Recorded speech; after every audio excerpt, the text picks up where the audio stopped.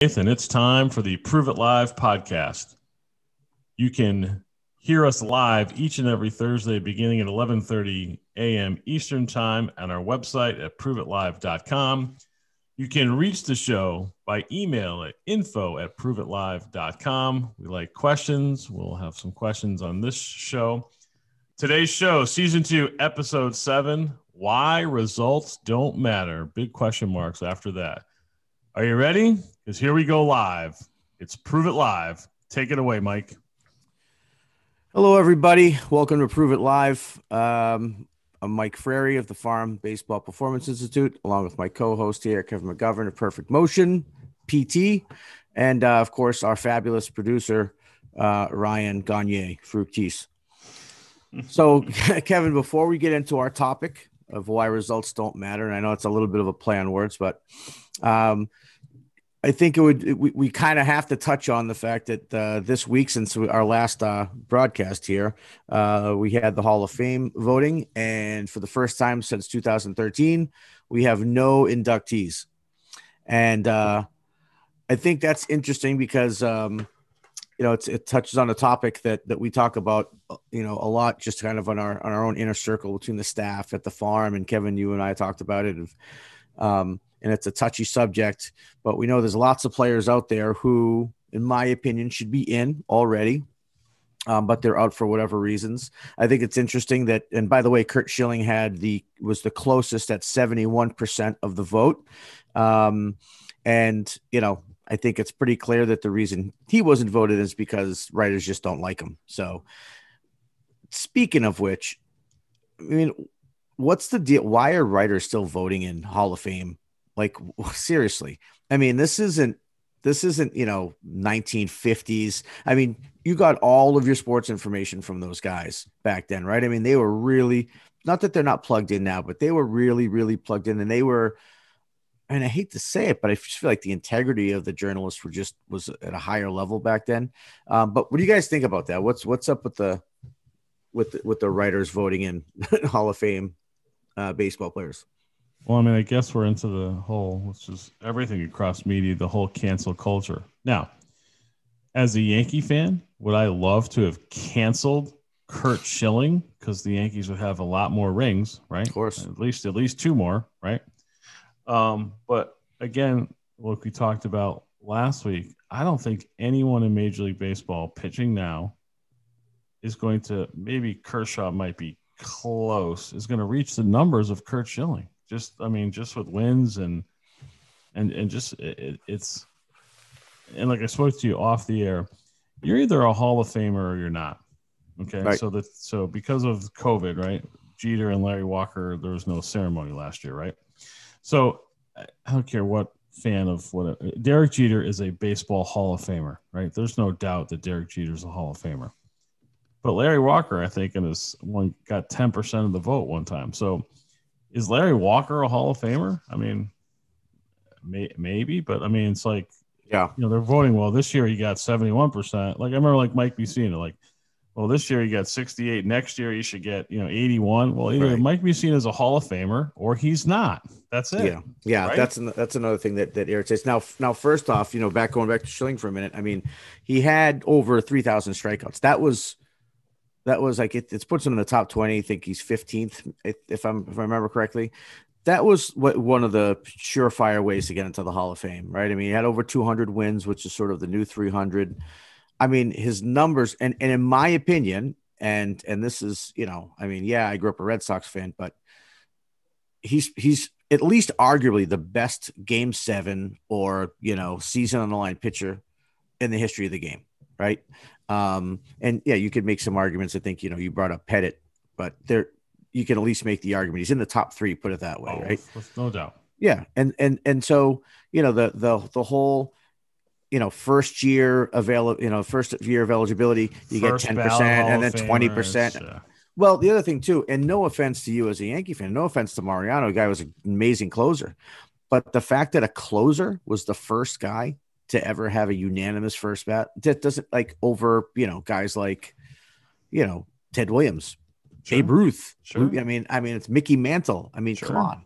So Sure. I just think that's it's become almost like a statement now of who gets what So when. it's a popularity contest, and in It Schiller's is. case, because he has different views, and that's what it is. We're in Yep. America, right? Where we have you could like the Red Sox, I could like the Yankees, our producer could like the Seattle Supersonics if he thought they were in the baseball, whatever it is, right?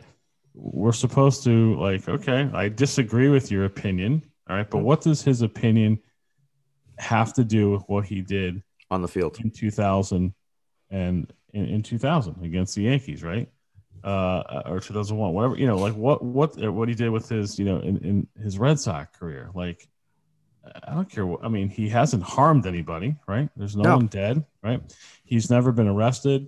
He's never had anything other than his views are right of what the media, mainstream media is, and he has been shunned. He is a brilliant Hall of Fame career, and he's I mean, look at if we canceled him, I'd have many more rings.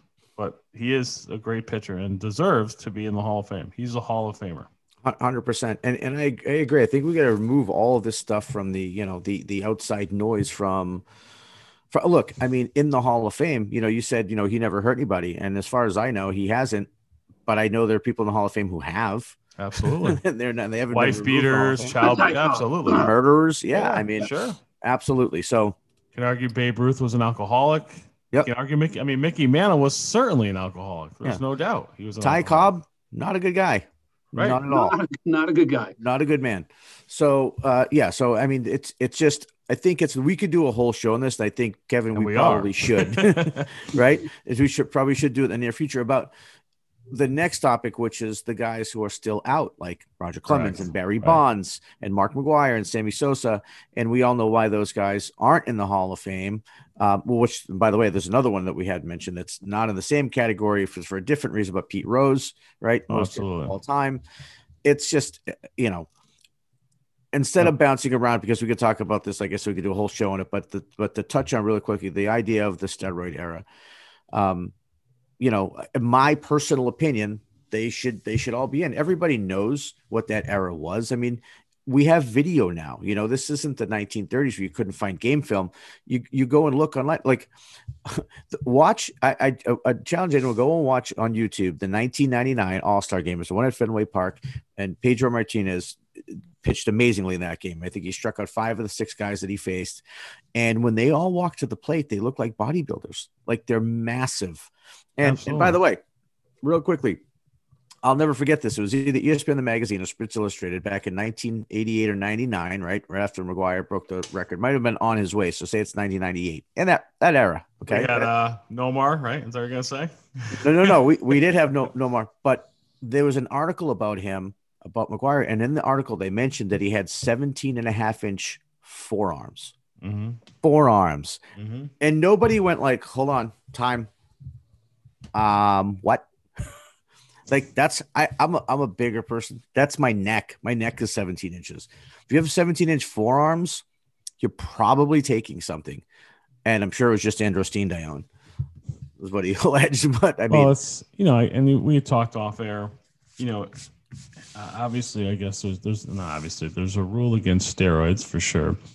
But I've been in minor league locker rooms, right? I've been in other sports entertainment locker rooms. What exactly is performance enhancing, right? We can argue that Advil is performance enhancing, right? If your knee is balky and you can't move and you take a bunch of Advil and then you can go out and play, whereas you might not have played that day because your knee hurts, is that performance enhancing? Right. Sure. Is Adderall, as you said, ADD drug, performance enhancing? Sure is.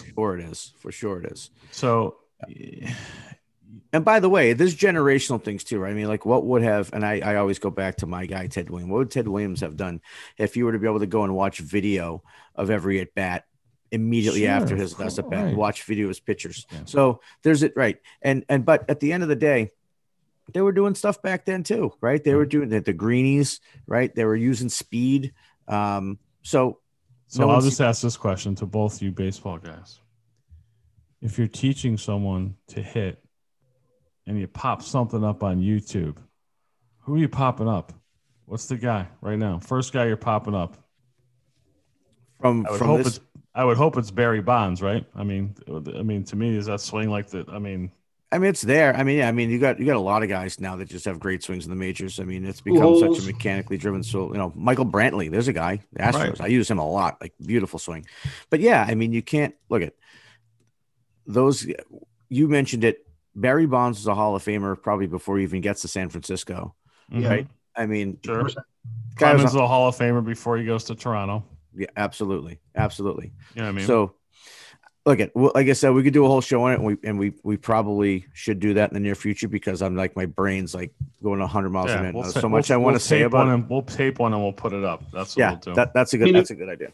When you talk about Barry Bonds there, I mean, we talk about guys that should be in, and then you're talking about guys that are in, like Harold Baines, for example, right? Made it in a couple years. Yeah. Right. Harold Baines has 34 career stolen bases. In Barry Bonds' first 8 seasons in the majors, he averaged more than that per season. Yeah. That goes to the thing, like, you're a Hall of Famer or you're not. Harold Baines sneak in because in his year, I mean, there wasn't that many. I mean, look who's coming up for next year, right? We got A-Rod, we got Big Papi. There's guys on there like, I'm like, like some guys might get in that don't deserve to get in, or is no one getting in again? Are you gonna say that? I mean, you can't keep doing this, right? You can say that A-Rod, he may have Tejas been suspended again. Was there? I don't even remember. Was there a positive test? There's always Mitchell report. He was in the Mitchell report, as was Ortiz, as was Bailey. Right. So, David Ortiz again being a Yankee. I mean, he's taking Bonds out because he never played in as many playoff games as Big Papi. But to me, we talk about when the lights are on and everyone in the world is watching. David Ortiz is the greatest clutch hitter I've ever seen. Yeah. But then again, I go and I have arguments with, like Mike Trout. He's got all these numbers. Mike Trout has never had an at bat that meant a thing. Not one. Right. Yeah. So is he a Hall of Famer? He's got great numbers, but he's never played under the big lights, right? David Ortiz has. So there's all these different factors. Is Mike Trout a Hall of Famer? Absolutely, he's a Hall of Famer. There's no doubt about that. Right. But like Big Papi, I mean, yeah, he got essentially cut by the Minnesota Twins, but I don't know, man. I take him every day of the week to, with a guy on second base and 2 outs to come up against anyone in the world, and he's going to get a hit. Yeah, it's one of those intangibles. What postseason was it? Was it 2007? No, it was after that. It might have been 2013. He hit like 700 in the postseason. It was ridiculous, like video game numbers. It's insane. Yeah, it was absolutely insane. But there's going to be, next year you could have again. So what's going to happen when you have 2 years in a row? Because, Schilling's asked off the ballot. I don't even know if that's possible, but the guys coming up, I mean, no one's, you can't vote A-Rod in if you're not voting Bonds, right? Yeah. Even though A-Rod, I mean, another one. I mean, just Hall of Fame numbers. Well, you meant the Schilling thing. It's funny because it may be a reverse psychology ploy by him because, he said he doesn't, he wants to be taken off the ballot. He'd rather be voted in by former players whose opinions he actually respects. And now they're going to They're going to vote him in to spite him. Well, I just want him to be in, and I would love to go to that just to hear his acceptance speech. That's what I want to hear. I just want to hear it. Yeah. Live. I want to hear it live. I don't think they're going to let that be aired live. No, they probably won't. All right. What else we got on the dock? So now I guess what we're doing segments, right? So it takes our news segment away. Unless we want to talk about, we could mention, again, we lost a lot of baseball players this year in the last, 12 months.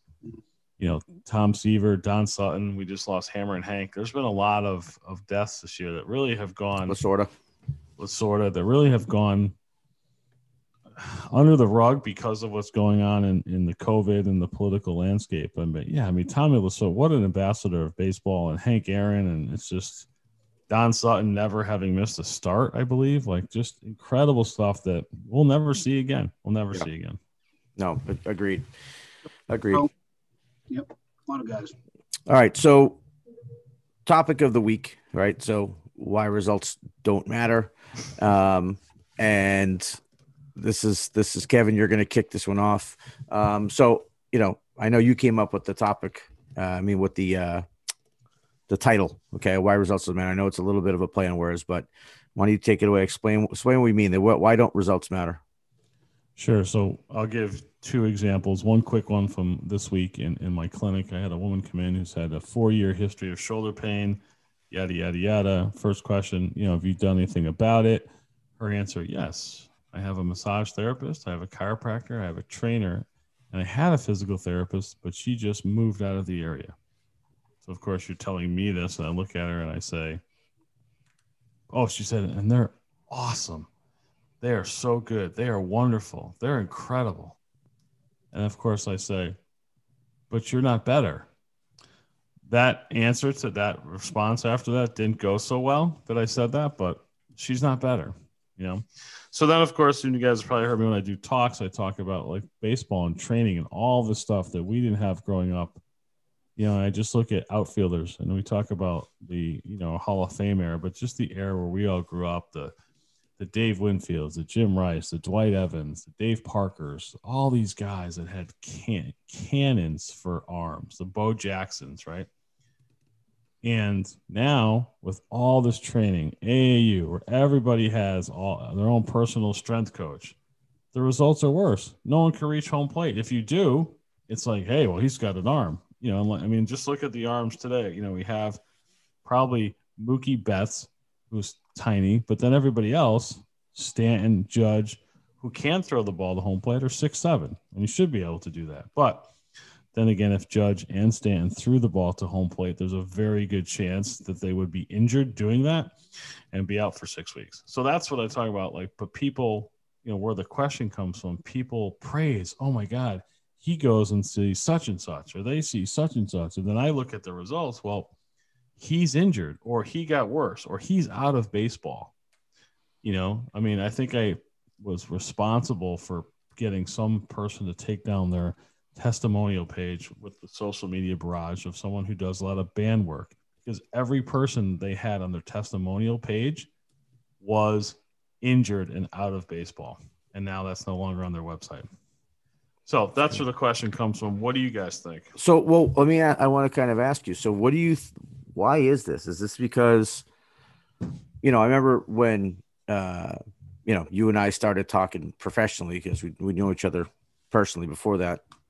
But I remember, before the term was like really popular, you mentioned prehab to me, and it stuck with me that, you were explaining that, these insurance companies, if someone gets broken and they have to spend all this money, someone, like literally has to go through months of PT, maybe they have to have something surgically repaired. It costs a lot of money, yet they could spend a lot less money getting ahead of things, right? And for prehab and keeping people healthy, pre-injury, but they don't see it that way. And I think that, and neither do people. That's what I'm saying. I think that people sort of see it that way too. So do you think that's sort of the main reason why this stuff happens? I don't know. I look at, so I had a guy contact me yesterday, an out-of-state person who had back pain, okay, sciatica pain, something that literally is like peanut butter and jelly to me, how to fix, okay, let's get ready to go. Well, I can't. Well, why? Well, I need to get an MRI first, okay, thousands of dollars, and what's called an EMG, which is they're measuring your nerve conduction velocity down your leg. Like, okay, I got to tell you the results of both of those before you go in, but there's probably $5,000 to $7,000 of healthcare costs, and neither one of those are going to fix them. But this gentleman and a lot of society won't act on the solution before all of these tests. The physicians and the insurance company have the market on not getting people better. I don't know where that comes from. I have no idea. But as far as I know, in my history, no one has ever been fixed in an MRI machine. So, and this is the same obviously for surgeons and doctors. So surgeons, of course, their job is to fix something when it breaks, right? I don't think they're not in the capacity to help somebody beforehand, unless, you're talking about elective surgeries, which is like more than dicey. Like that's just, almost taboo. Right.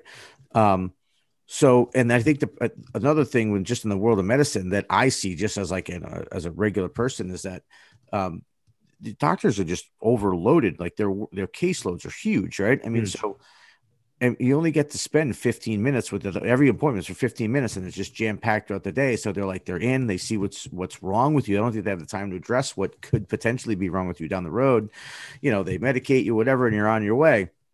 And I was listening. It might've been like, actually on another podcast I did, and I don't remember because this is a little while ago, but I'd heard that like concierge, like medicine was becoming like the next big thing for this reason. And so, of course you got to be independently wealthy to be able to afford something like that. But these doctors were like, they were home visits, like things that just don't happen anymore. And one of the big benefits they said was to actually they would help them with nutrition, help them before they became sick or injured, etc. Yeah, and as you probably know, that my physical therapy practice is essentially a concierge type practice. I do not take insurance. I just looked at my caseload for 2020, and 90%, 9 out of every 10 person who came to me was injured doing something, exercising or doing something without even with supervision. They were just injured on their own, working out or doing something. So the prehab part of it is essential, but so I'll give you the political answer to this. So you guys are both, let's say, insured under Blue Cross, right? Your company, right? And you have a plan where your prehab's allowed and you're able to do whatever. You have a nutritionist, you have all this stuff. Guess what you're not going to need? Blue Cross, right? So if Blue Cross pays for if Blue Cross only pays for when you're injured, right? That means that they can come back and say, hey, you had all these injuries at so-and-so company, we're raising your rates. And that's the ugly part. And and then on the rehab end, right? So if I fix somebody, like I could charge as a cash base, I could say, all right, to fix your shoulder, it's $5,000, right? Now, whether I fix it in one visit, what's the goal? I want to be able to do X, Y, and Z. So if I can fix that in one visit, great, I'm up $5,000. The person's happy because they just paid $5,000 and got their shoulder fixed. If you go to traditional insurance based, if I fix you in one visit, I lose money. Right. Because I spent money to attain you, right? Marketing costs, staff. So if Ryan comes in, I fix his shoulder in one visit or 2 visits or 3 visits, I essentially lose money because the insurance company's not paying me anymore. They're paying me per visit rate. And that's really what's wrong with the whole medical system like that. That's interesting. You're getting paid more for bad results, right? Yeah, that's interesting because I never thought of like the medical industry, but there's in business, there's cost of customer acquisition, sure, yeah. Right? So acquisition. So I guess that's the same for the medical field too. Right. Obviously, I got to market, I got to do all that stuff. Yeah, right. Absolutely. And I think in the PT world, isn't there like a basic? I mean, I could be totally off, so tell me if I'm wrong. But isn't there like a basic sort of prescription for certain injuries in terms of like length of treatment? Right. Yeah, so like, you have a torn ACL, that's X amount of treatments, right?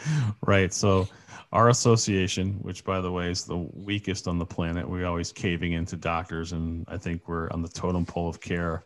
Even the massage therapists have probably leaped ahead of us.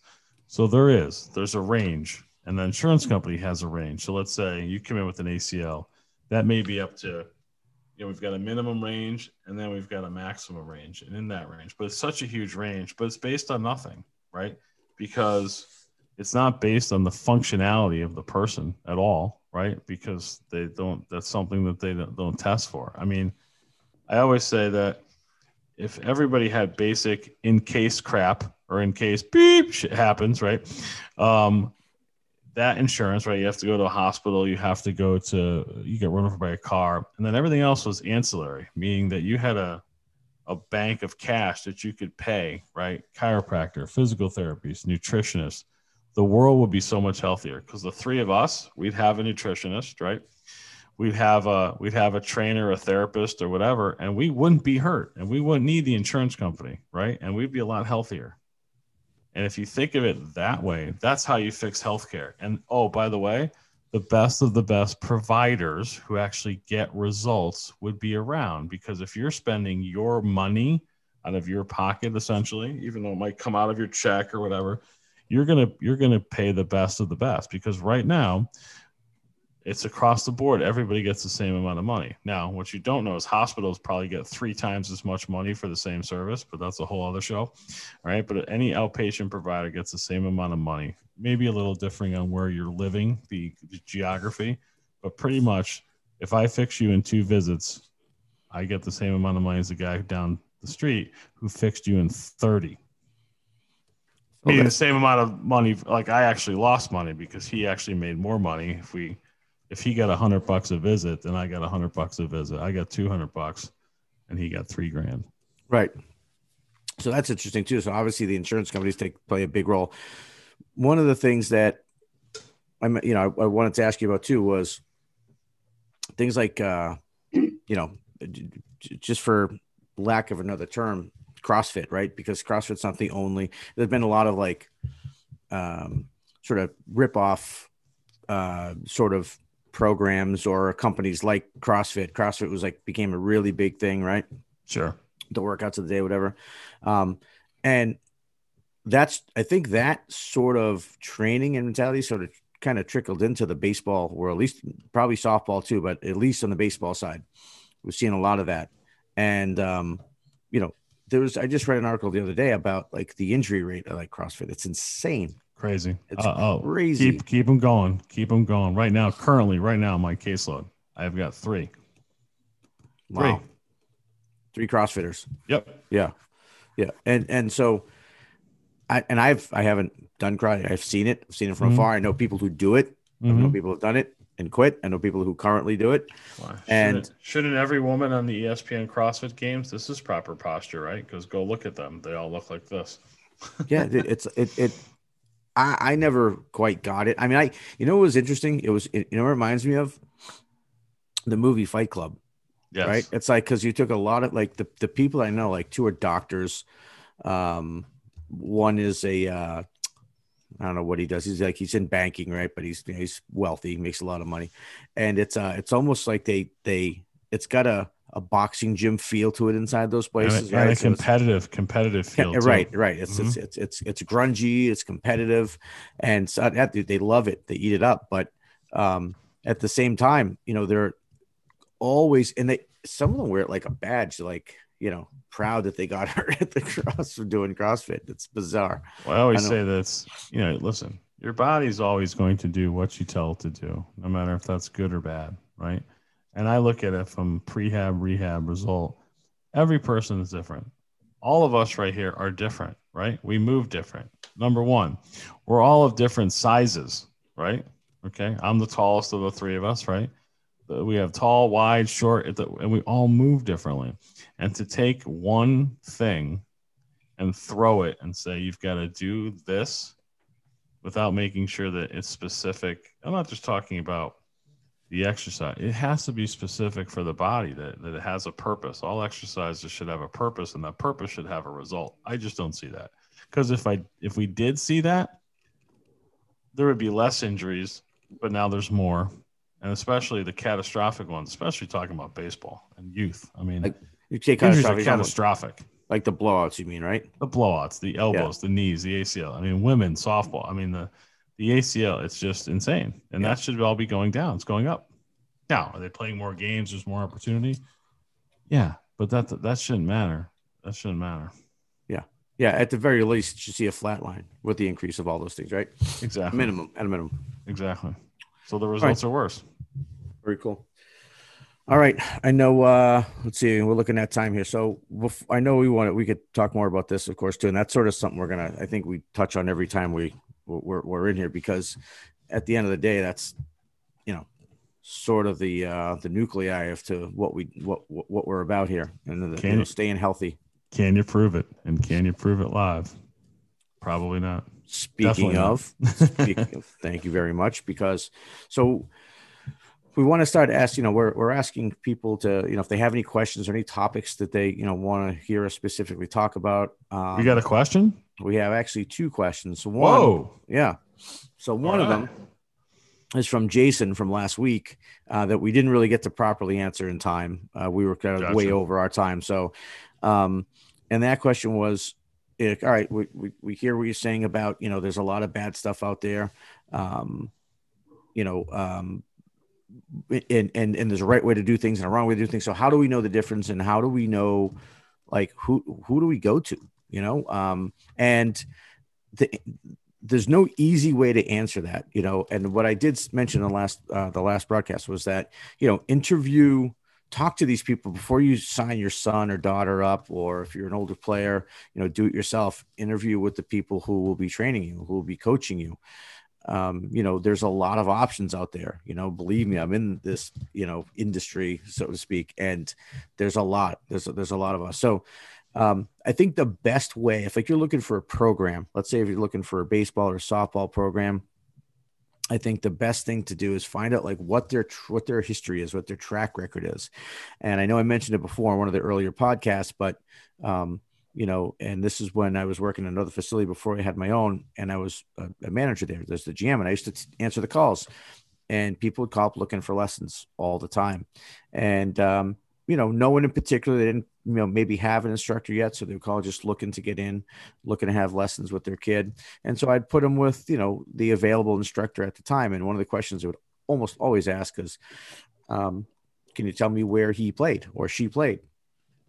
And I finally started answering that question, I think the proper way, which was, I can tell you where they played, but you're asking the wrong question. You should be asking where their students are playing. That's really good. Because right. I mean, at the end of the day, that's what it's about, because the people who are the best players aren't always the best instructors. It just doesn't happen that way, and vice versa. So, if again, going back to, if you're looking for a program, where are their players, they should have, most programs are going to have some are different, but most programs have basically, 9, 10 U, whatever, all the way up to high school age into 18 U. Where are those graduating kids going? And by the way, how are they getting there? Because there are some programs out there that, quite honestly, they don't claim to develop. They don't claim to instruct. They're more just a showcase. They want to pluck the best kids, the best high school players that they can get, and go win tournaments, right? And those kids will obviously go and play in college ball. But people mistake those for D word, the development word, right? That's correct. Yeah. They and that's the thing. More of a cash grab than anything else. Right. Well, in a lot of those programs, people don't know this, but they will have younger teams. But those younger teams are just there to subsidize the older teams, because they recruit these, they scholarship these really good players. And again, it's just, that's their model. Nothing wrong with it, but I think, and that's why it comes back to information and education, right? Because I think your average parent, you're not going to know the difference between that program and a program that does develop its players.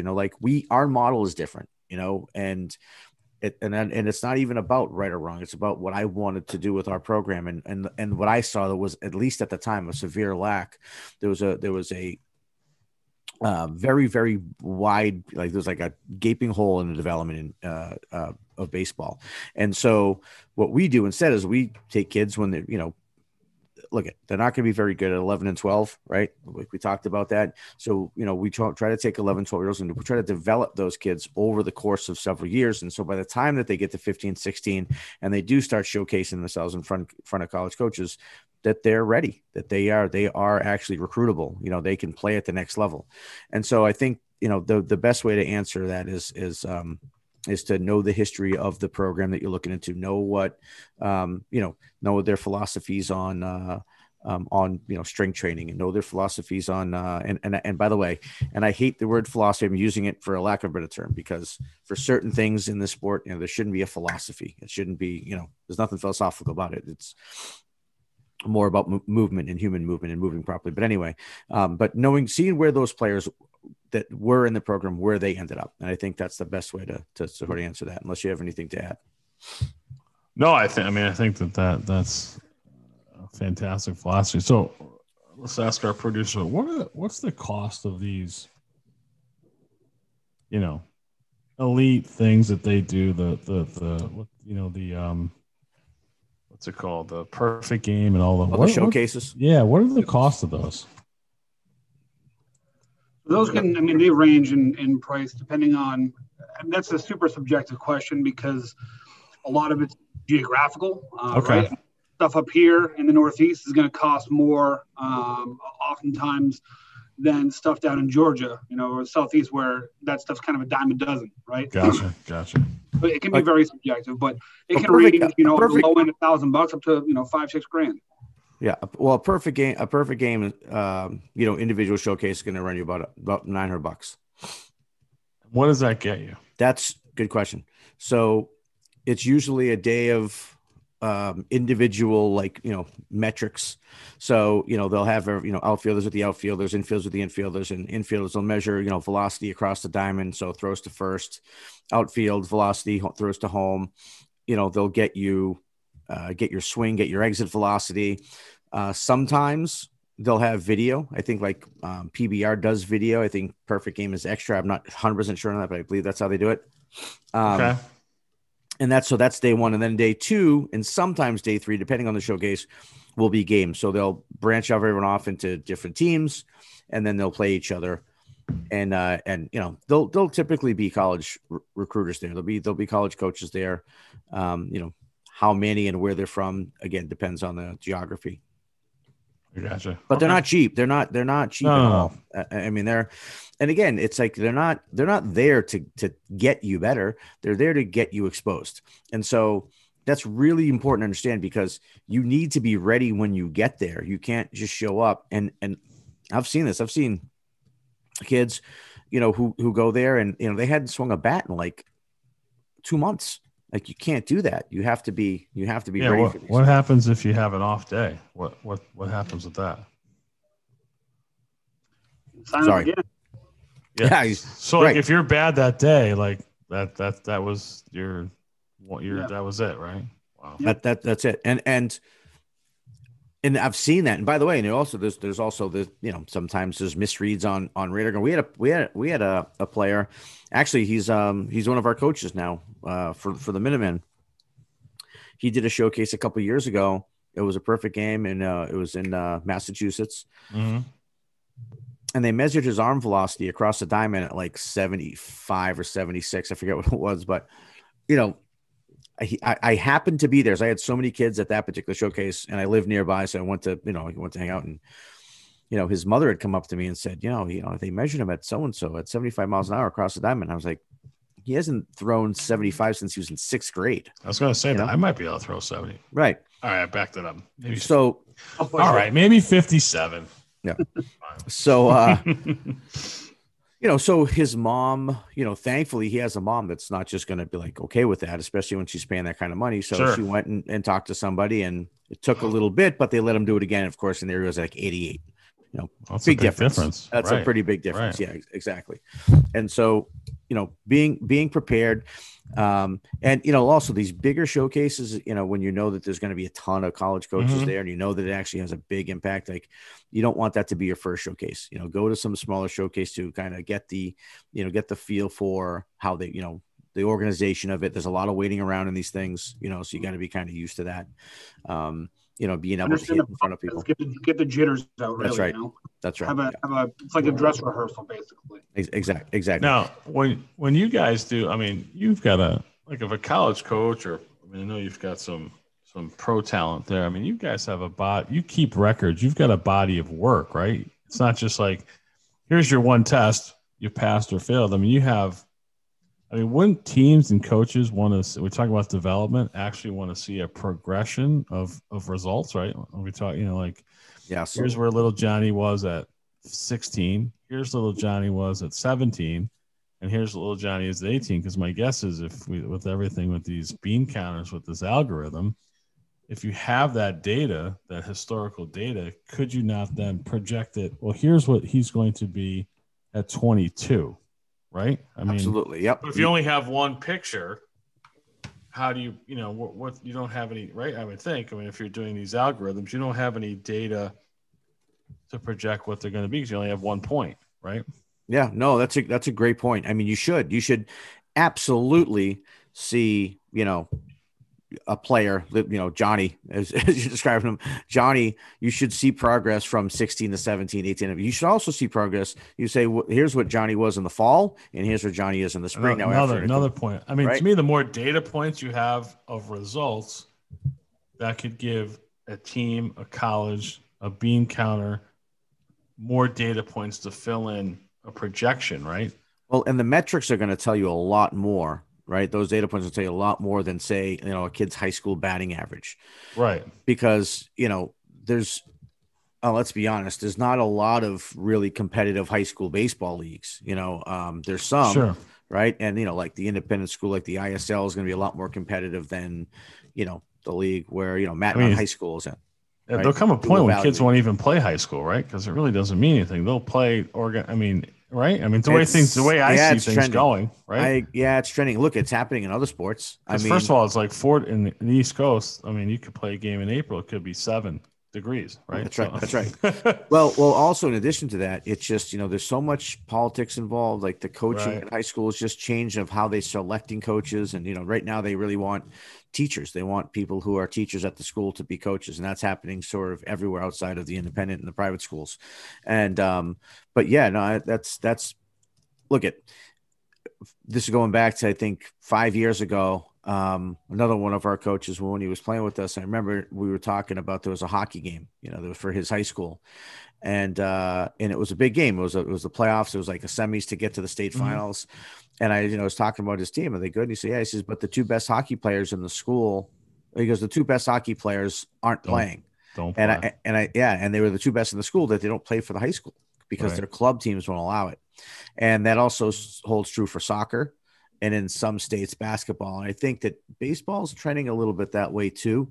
You're right. It's tough. The spring season is so short here in the Northeast anyway, especially in the Northeast. But I think it's going to sort of happen a little bit everywhere, because one of the challenges, I think, for college coaches in terms of the recruiting process is, their seasons are concurrent with high school seasons. Sure. So it's hard for them to be coaching a season and then go out and recruit at the same time. Right. So they do a lot of their recruiting in the summertime, but yeah, I mean, go ahead. Also talked about like politics, and this goes back to the Curt Schilling. I mean, I think, I had a student, Paul Cavelli, who for all intents and purposes was a bench pitcher for his high school team, played in the Cape, and then went on to play professional baseball. So how does that, that's a whole political thing. So you don't play, and it wasn't a Michael Jordan story. I mean, he was throwing, 88 miles an hour in high school, but you don't play in your high school team and then you go on to play professional baseball without, it's not like Jordan, you had an epiphany and all of a sudden you were 10 times better. But yeah, I mean, the politics is hugely involved in sports. And that could be a whole nother section that could be 10 podcasts. Well, especially the high school sports. We had 2 kids. And this hasn't happened in a few years, but we've had 2 players that committed to a college to play baseball. One was D3, one was D2, and one was a really high level D2, with D1 players, without ever playing a varsity inning. Now, both of them. That's insane to me. That really is truly insane to me. And therein lies part of the other problem, which is, I hate to say it, but to be honest, it's the quality of the coaching and the ability to recognize skill and so on. Because both of these kids started playing high school, they just didn't make their varsity teams, and it blew my mind. And one of them ended up quitting, and he ended up telling the coach that, and I was like, God, that's a bad look. If you go for college, you interview the college coach, that's not a good look. But I mean, he was a very articulate kid. He was a smart kid, and explained the situation, and they were okay with it. And they rostered him. And the other kid just didn't make varsity until his senior, and I'll never forget they ended up. So because of this other kid, he was a pitcher, the one that went to this D2 school. He was their horse to win the state championship. In fact, it was the Super 8 championship here in Massachusetts, and they won it off of his arm. And I remember the coach asking me, after that state championship, he's like, where'd this kid come from? And I'm like, I've been telling you about him for 3 years, but look, I mean, that's just, there's nothing you can do about that. But for the kids, I think that's why it's that much more important that these kids take their development They got to take their ownership under their development, under ownership of the development and ownership of their future and of their recruiting process. Like they have to know, they have to understand the path. And that's like where we can come in. We help them along that sort of journey, and like how to reach out to college coaches and that sort of thing. Awesome. But and the calendar. But anyway. We have two questions, right? We have another one. We do. We can move on to the second one. And if you have any more about what I just said, obviously you can reach out. You can email me and we'll give you can. I'll just info@proveitlive.com. You can email us with any questions or any topic that you want to hear about. Second question. Okay, this comes from one of our softball parents. It says, "Is the softball swing the same as the baseball swing?" The answer is absolutely. Yes, it is. Now, you may be confused because you could say, well, I used to watch the College World Series, or I used to watch high school softball, and the swings look a lot different than baseball. They did up until about 10 years ago or so, when I think cooler heads finally prevailed and the swings became the same. Why wouldn't they be the same? You're doing the same thing. You're trying to hit a ball. You're trying to hit a ball hard. You're trying to hit it in the air. And you're trying to hit it as far as you can. So you're going to everything that goes into a swing, though everything that goes into everything we do, whether it's fielding mechanics, whether it's throwing mechanics, it's all for a purpose and for a reason. And what we do with the baseball and softball swing is the very, very, very basic, like nutshell answer is that you want to generate force with your body. You don't want to generate force with your arms. You want the big muscles to swing the bat because that's what make the bat go fast. You want your hands. Your hands are to guide the bat along through the path of the ball, the softball, the baseball, as long as you possibly can. So it's a linear path, right? Ball's moving in a straight line. You want the bat to move in a straight line. And you want to have it on a slight upward swing to get the ball up. And you want backspin because backspin creates loft. Loft creates distance, right? So, your lower half and your core, like your strong muscles for the bat speed, that's going to give you a good exit velocity. Your hand path to stay behind the ball to make your contact area big. That's going to maximize your contact. It's going to minimize your swing and misses. And the longer you stay through that ball on a slightly upward swing is going to create the backspin and lift in the air to get the ball far. So same exact thing. In fact, when we have our softball hitters and our baseball hitters, we talk about the same thing. We talk about the three movements that Kevin talks about, right? So a squat, scapular depression, and then the walk, which is really the turn of the trunk and the rotation of the body. So no differences. Now you could ask, well, what about the slap it, right? Or the slash. That still does exist in softball, although it's not nearly as popular as it used to be. Not at all. And I think a lot of this too, this sort of started when a lot of baseball coaches started breaking into the softball world for whatever. I don't know what triggered that, but that started happening, again around 2000, 2003, somewhere along those lines. And I think it was a lot of these, assistant coaches at, top programs, there were openings for head positions, and it really is the same sport with minor differences. So it's a good crossover. And from my standpoint, the training is exactly the same. We need strong glutes, coordinated hamstrings and groin. The only thing I will say, again, we talk about ladies and women, is again that Q angle. Which essentially is the angle from the width of the hips to the knee. Women do tend to build the muscles on the outer part of their thigh, okay, first and more prominent. Some women will say thunder thighs, but I mean, that's essentially, the wider hips, and that groin sometimes is neglected. And I'll see that in a ton of adolescent women, that groin is not coordinated and developed where it needs to be, and that's why there's so many knee injuries with women. And that's really has to be sound, moving, sound, strong, and that's going to produce. And listen, does a 12-year-old boy to 12-year-old girl have weak and underdeveloped groins? Absolutely. And that's what you have to work on, which is again part of the whole component of doing a proper squat. Now, women, we talk about the swing, will start to, you mentioned about that elbow, will start to creep up with their upper trapezius muscles, obviously because we're on a phone era. We're always looking at our phone, but women do. I've got 2 daughters, tend to have things on their chest that men don't have. Gravity will pull them forward and round their shoulders. And, we get that upper trap involved, whether that's swinging a baseball bat, a golf ball, or tennis racket. Once that trap is involved, that's going to slow everything down because that trap wants to elevate the shoulders when we want to depress them. So from my standpoint, everything really remains the same. Yeah. And, you talked about the development, like the development, of course, is the same. The slight difference is that, girls physically mature a little bit faster than boys. So, like our 12-year-old girls are like tower over our 12-year-old boys. Right. And and I have a 12-year-old girl. Yeah. who is towering. As do Yes. I. And I've also have a boy. But, one thing I have noted too, which is interesting, is that the girls tend to get the mechanical movements faster than the boys. And maybe it's because they do mature faster, but they tend to have better body control at a younger age than boys do. And it could just be a giant coincidence for the last 3 years, but I don't think so. No, I don't think. I think they're more analytical. They're more in tune with their bodies than boys. Boys just want to kind of, I call it, too fast, too furious. Like just rush through everything. Yep, exactly. Girls tend to be more analytic and take their time. Yep. I just, Jason just sent me a photo. I have this. I wanted to have him send it to you so you can maybe throw it up there. It's interesting. It's a photo side by side from a softball player. I can't see exactly who it is, but with Andrew McCutchen, and they're both at the point of contact, and they are identical. And so, it's all about getting to the key check marks, getting to contact with, your head center as the stationary, rotational axis point, and then, your arms, 90 degree with your top hand, slight bend in the bottom arm so that you can extend, you can punch and then pull through. I don't want to get too much in the weeds here, but the picture will say it also. If you get it, you can maybe throw it up there.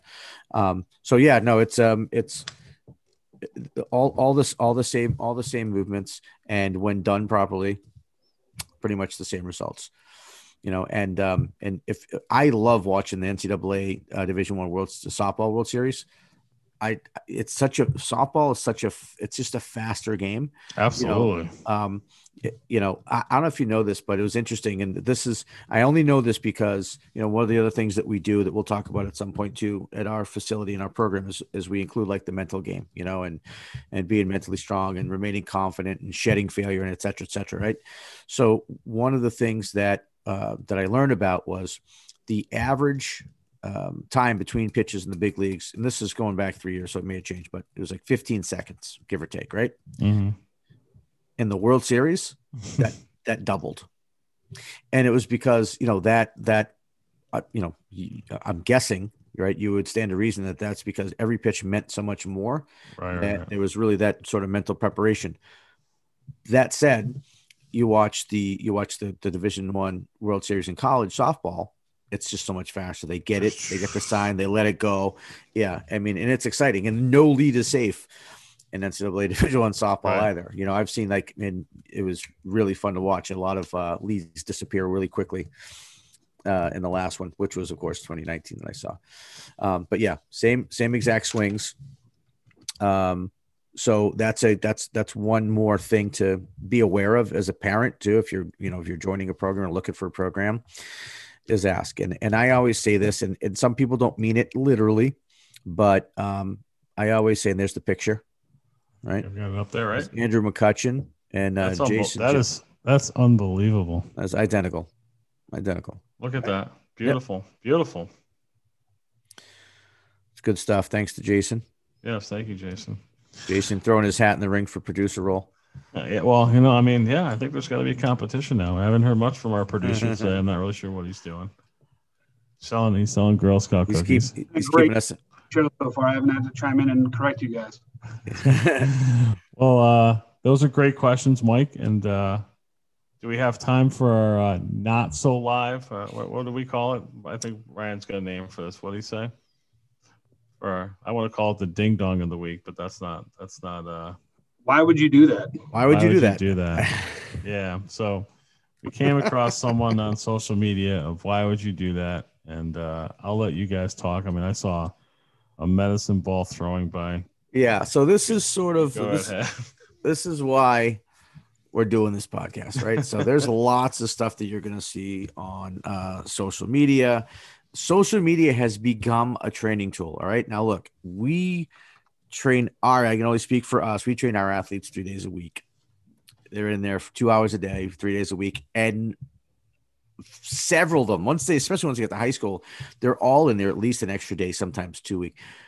Even those guys, because they're so, they're passionate about this. So they're going to go on social media and they're going to look at videos.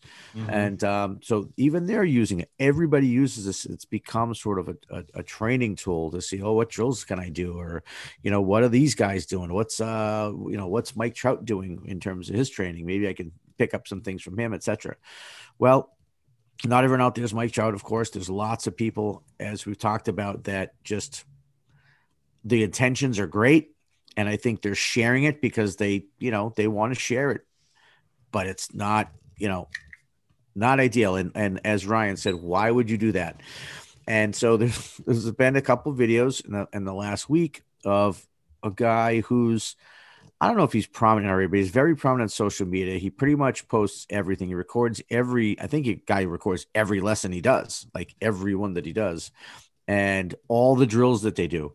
Now, two things that I'll say about it, and Ryan, I'd like to get your input too, or even Kevin, because you've seen it. Now, this guy is a jack of all trades, apparently. He's a hitting instructor and a pitching instructor and a fielding instructor and a catching instructor and a strength trainer, okay? And, he alleges to have had played at a high level. I don't know. I haven't looked into it, right? But anyway, he has all his guys going through the same drills, and this is something we touched on before, that drills should have a reason, right? Absolutely have a reason for it. So if you're doing a bottom hand drill, well, it should be because your bottom hand path needs work. If you're doing a top hand drill, it should be because your top hand path needs work, right? Etc.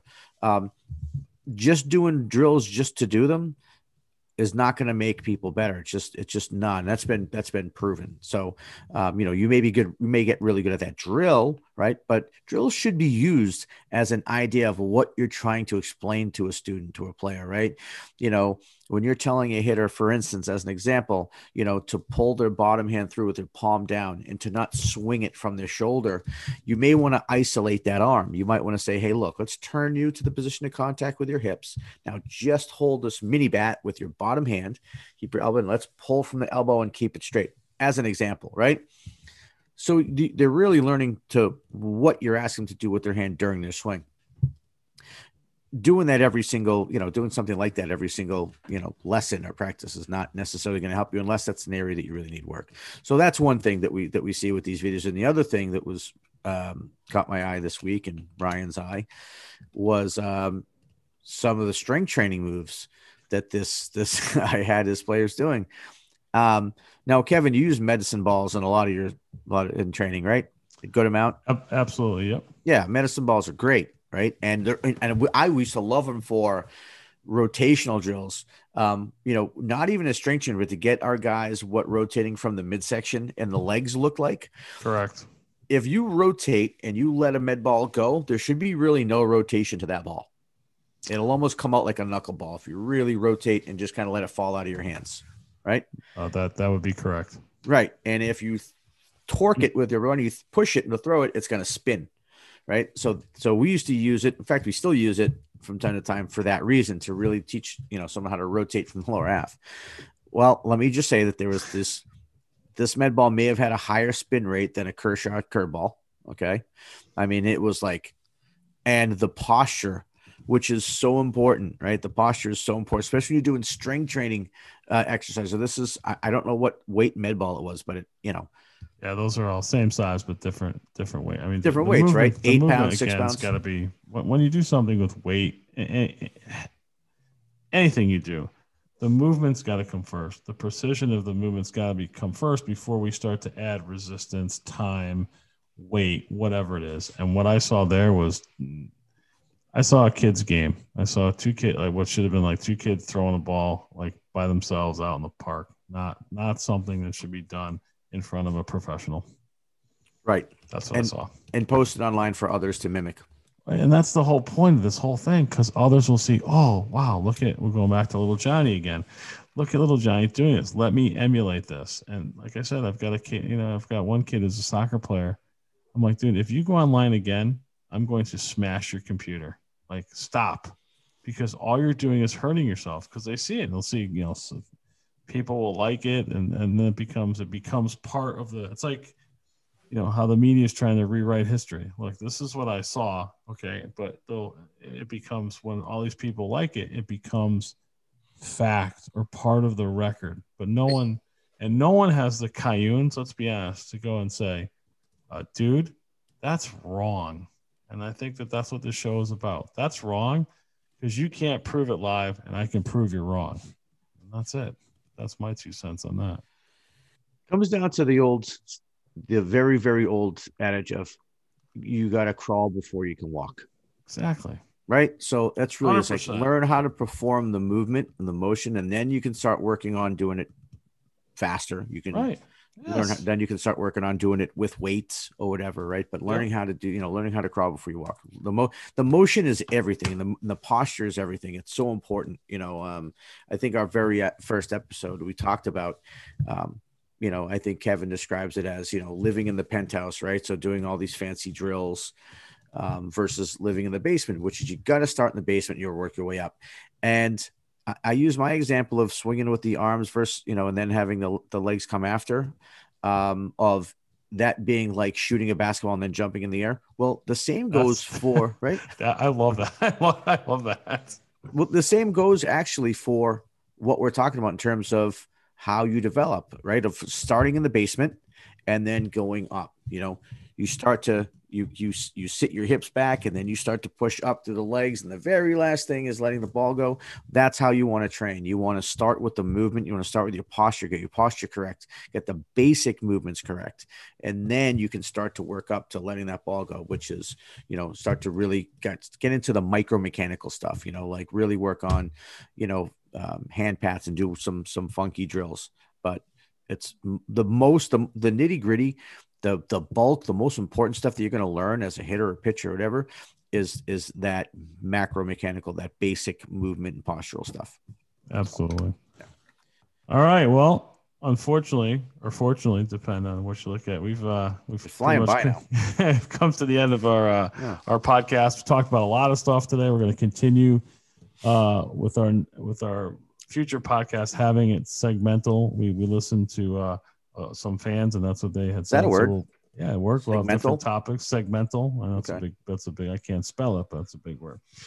So we will be doing a Hall of Fame show where we're not talking about. We'll be talking about really what are performance enhancing drugs exactly, and get into all three of our experience and exactly what's performance enhancing, who's taking what, and we'll let you guys decide who should be in the hall. Well, that's maybe who really should be in there. But thanks again for listening. You can reach us each and every week at proveitlive.com, where we stream this on YouTube. You can ask questions and contact the show at info@proveitlive.com. And again, everyone, thank you for listening, and we'll see you next week. Bye now. See you, everybody. Bye. All right, guys. Good job, right? Yep, we're still live. No, we're not.